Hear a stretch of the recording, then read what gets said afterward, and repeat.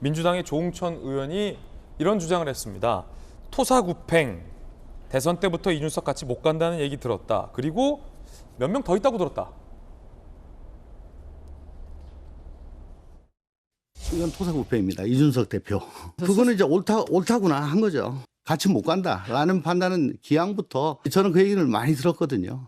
같이 못 간다. 아니, 전용기 의원도 혹시 저런 소문 들었어요?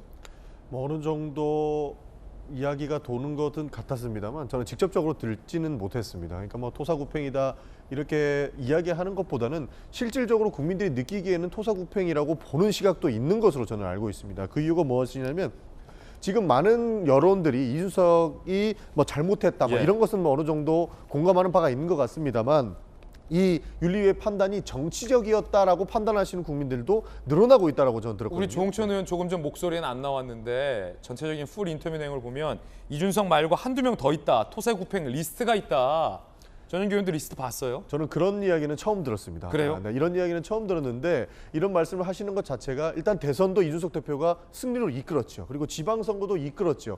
그런데 갑자기 이렇게 어느 국민들이 정치적으로 느낄 수 있을 만큼의 이야기를 한다는 것은 이거는 충분히 토사구팽으로 느낄 수도 있다. 뭐 물론 이준석 대표가 어떠한 잘못을 했고 어떠한 문제가 있어서 윤리위의 결정을 받았는지를 많은 국민들께서 생각하기 나름이겠습니다만은 지금 일부의 사람일지라도 이건 정치적으로 이 사람을 죽이기 위한 노력을 했다라고 판단한다면 그 지점도 충분히 저는 일리가 있다라고 판단을 하고 있거든요. 사실 국민의힘 내부에서도 많은 사람들이 옛날에 홍준표도 이렇게 죽였다라고 이야기를 하더라고요. 그러니까 홍준표 대표가 결국에는 대표직에서 물러나실 때 엄청난 공격들을 받았던 것이죠. 지금은 홍준표 대표가 대구시장으로서 훌륭한 역할을 하고 계시지만 그 당시에 대선과 뭐 지방선거를 거치고 나서 홍준표 대표에 대한 공격들이 지금 마치 이준석 대표가 당하고 있는 공격과 비슷하지 않나라는 비판이 굉장히 정치적이다라고 판단하시는 분들이 늘어나고 있기 때문에 저는 어떻게 보면은 토사구팽이다. 그리고 뭐 몇 사람 더 있다라는 소문이 나올 수밖에 없는 상황이 아닐까 그렇게 보고 있습니다.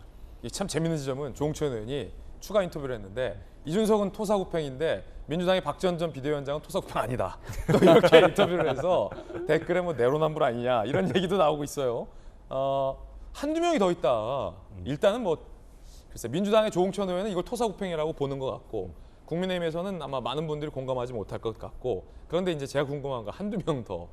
뭐 혹시 이게 조응천 의원만 들은 뜬 소문입니까? 아니면 천하람 의원님도 아니 근데 일단 조응천 의원님 정도 되면 또 야당에서 굉장히 또 이름 있는 중요한 분 아니겠습니까? 이게 방송에 나오셔가지고 뭐 소문 이런 거를 뭐 이렇게 언급하시는 건 전 별로 좋아 보이지가 않고요. 저도 그게 어떤 리스트 형태로 정리된 그런 걸 보지는 못했습니다. 그래서 저는 좀 무책임한 얘기 아니신가 오히려.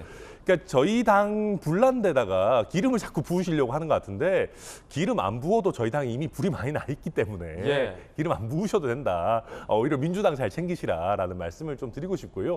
다만 저는 이번 그 국민의힘 윤리위 결정이라는 것이 정무적으로 아주 잘 됐다라고 보지는 않습니다. 왜냐하면 윤리위 결정이 나오고 나서 저희 당을 지지하는 분들이라도 최소한 10분 중에 뭐 한 8, 9분, 최소한 한 7분 정도는 윤리위 결정을 수긍하고 넘어갈 수가 있어야 되는데 지금 윤리위 결정이 적절했냐 적정하지 않았냐라는 여론도 굉장히 갈리고 있고요. 심지어 이게 정치적인 의도가 있는 결정이었다라고 보는 분들도 저희 당 지지층 내에서도 적지 않아요. 그러다 보니까 저는 애당초에 왜 이런 어떤 방향으로 가더라도 참 불행해질 수밖에 없는 판도라의 상자를 경찰 수사 결과도 나오기 전에 왜 열었을까? 조금 나중에 지켜봐도 좀 아쉬운 부분이 있다라는 말씀만 드리겠습니다. 무등산에서 근황을 알린 이준석 대표가 추가 SNS를 올렸는데 연락처를 달라라는 메시지입니다. 지역 도는 중 틈틈이 당원들과 만나 이야기를 나누려 한다. 간단히 주소지와 연락처 적어주시면 해당 지역 방문 때 연락드리겠다. SNS 볼까요? 자, 이렇게 이름과 연락처 주소를 알려달라. 그러면 해당 지역 방문 때 연락하겠다. 라는 거예요. 그러면서 언론 노출을 위해 만나는 것이 아니다. 사전에 일정 공개하지 못한다. 라고 했는데 굉장히 흥미로운 이례적인 행보인데 김병민 대변인님 이거 어떻게 보십니까? 이준석 대표가 이제서야 어떻게 행보를 하는 것이 국민의 마음을 얻는 것인가를 조금씩 알아가고 있다고 저는 생각을 합니다. 초창기 때 본인 윤리위 징계 절차가 시작됐을 때 강력하게 반발하면서 이 모든 것들 받아들일 수 없는 것처럼 얘기했고, 조금이라도 이준석 대표에게 문제를 제기하거나 아니면 이준석 대표의 자중을 요구하는 사람들이 있으면 중진, 선배 이런 정치인들 여부를 가리지 않고 즉각적인 반발로 맞서는 모습을 보여왔는데요. 징계가 끝나고 나서 실질적인 이준석 대표를 향한 여러 시선들이 있게 됩니다. 근데 일단 많은 이준석 대표에게 그동안 호의적이었던 정치인들마저도 일단은 윤리위의 결정을 받아들이고 6개월 정도의 숙고하는 시간을 가져야 되지 않겠는가, 이런 조언들을 상당히 하지 않았습니까? 지역 현장에서 뭔가 언론의 스포트라이트를 받기 위해 본인이 나름대로의 이 언론 플레이를 하는 것이 아니라 사람들을 한 명 한 명 만나가면서 그동안 뭐가 좀 잘못됐었고 어떤 일을 좀 극복하면서 나아가야겠는가에 대한 일들을 차분하게 수행하는 게 이준석 대표에겐 매우 중요하고 값진 시간일 거라 생각하고요.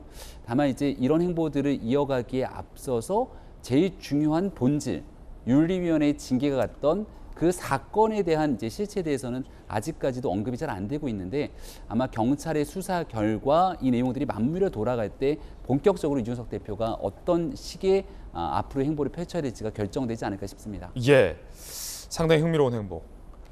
그렇게 되면은 이 대표가 지역 갈 때마다 이제 연락을 주고 만난다라는 거예요. 사람들이 누구든지 연락을 오면 만나겠다는 것 아니겠습니까?